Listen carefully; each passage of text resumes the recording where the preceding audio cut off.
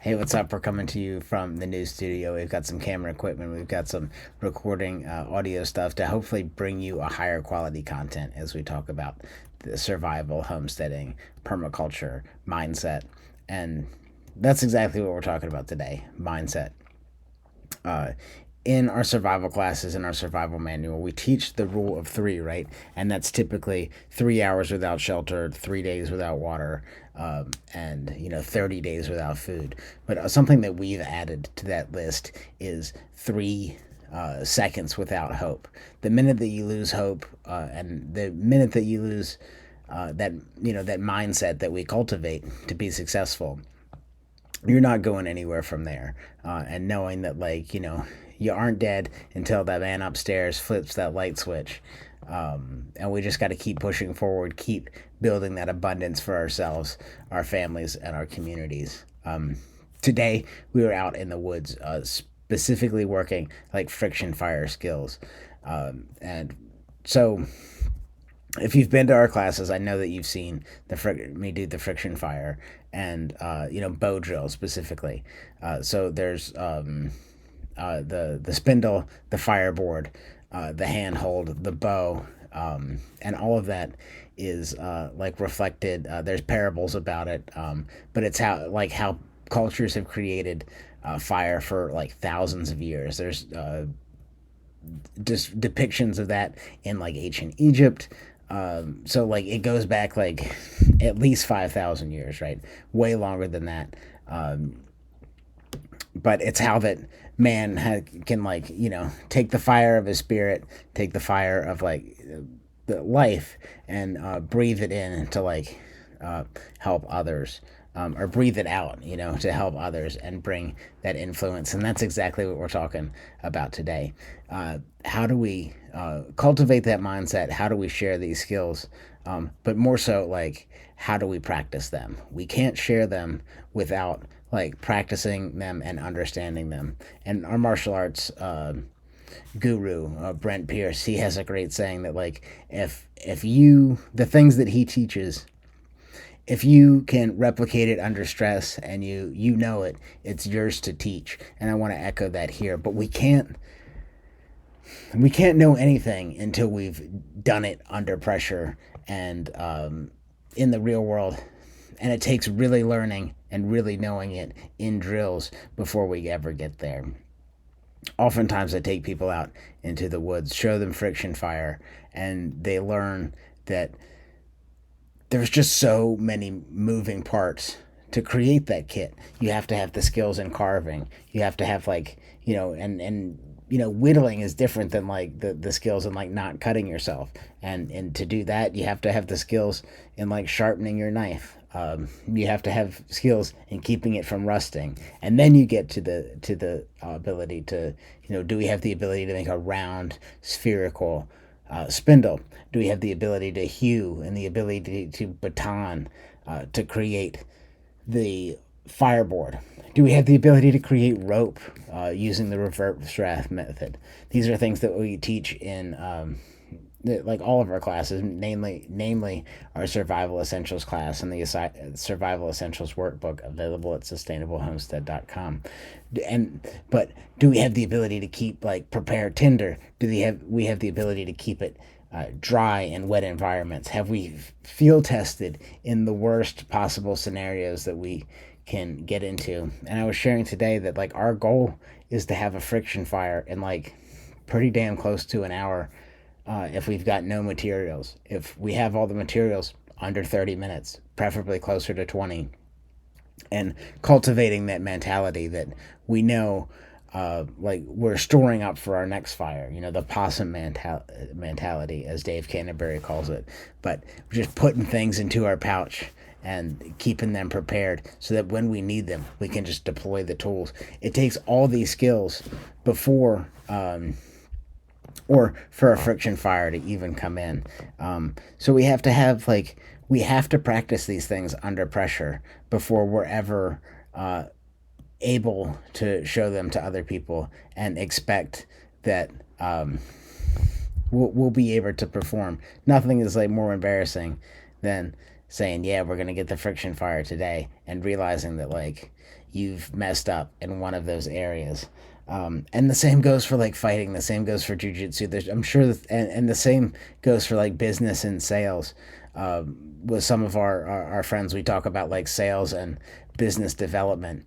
And like my time at the car dealership, that's why we released that series not too long ago, talking about like sales strategies and stuff. But all it is reps, right? So as you navigate the sales process, you fail, you hope for the next time you do better, and you craft ways to make sure that like when you're faced with that same objection, a similar scenario, that you come out on top with a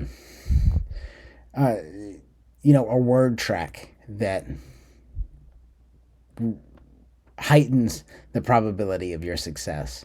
In boxing, it's not, everything has the chance of landing, right? But what is the highest percentage of you making that hook to the body, that hook to the head, landing the jab, cross, whatever it is?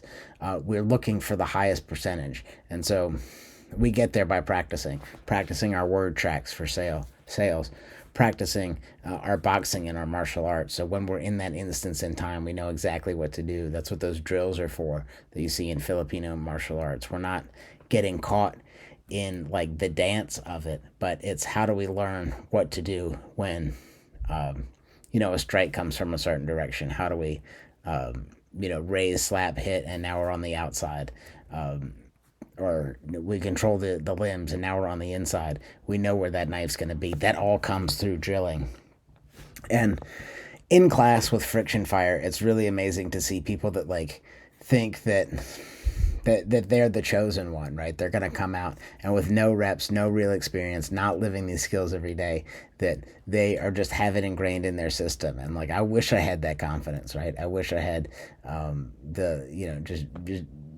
and some people do, but I've never seen it really with friction fire. And a lot of folks say like, what would you rather have on the team? Coaches like for basketball, I know have said or shared this analogy, not for my basketball, but I'm thinking of like, man, I'm blanking on the name now that I'm, talking about it. But he said that like, would you rather have somebody that is like naturally skilled, or would you rather have the guy that comes out there like and purposefully practices to get the job done? Like, which is better? Honestly, the best is to have like real skills that you practice. But even like the people with skills, they have some level of practice, some level of starting earlier, and some level of doing it.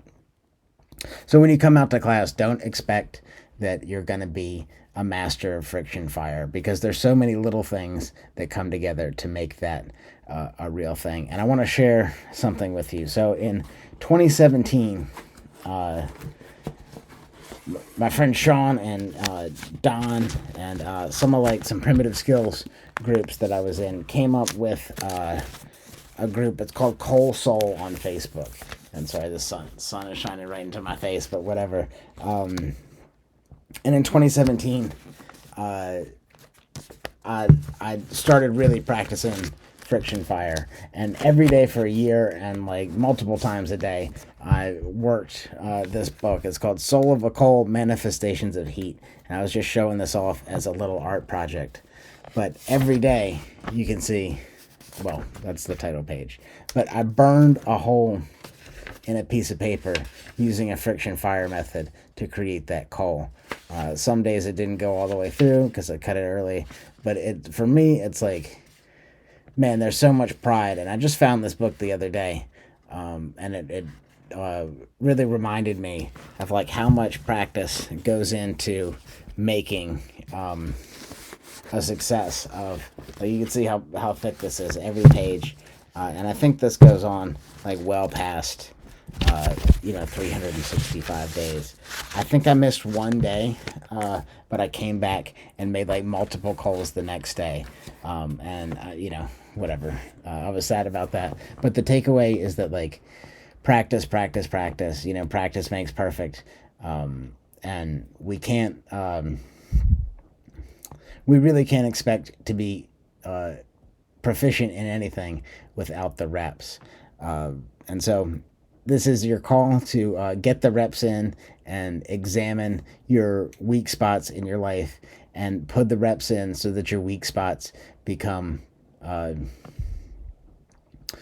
like spots of like immense pride that you overcame like the low trough and climbed the mountain, and just keep climbing the mountain. And that's all all about that positive mental attitude and having a trajectory on your life that you're proud of. And when you look back, whether it's either, the change to a landscape or the change to your personal landscape, you'll know that your success came from the amount of reps that you put in.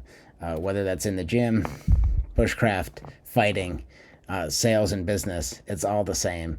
And hopefully you got something out of this. Hopefully we'll see you in class, and when you show up, you'll be ready to put the reps in and get the knowledge, so that your practice is efficient and you're not wasting a lot of time in the woods trying to learn this on your own. That's why we're here, is so that you can do it more efficiently, which is ultimately cheaper, and get to the end result that you want through some guidance of really knowledgeable instructors in every area that we teach.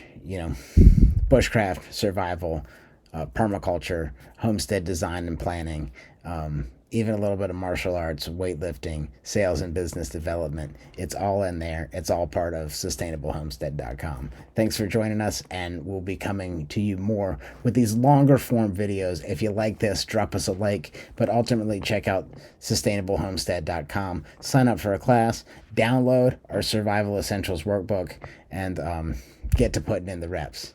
Thanks for watching.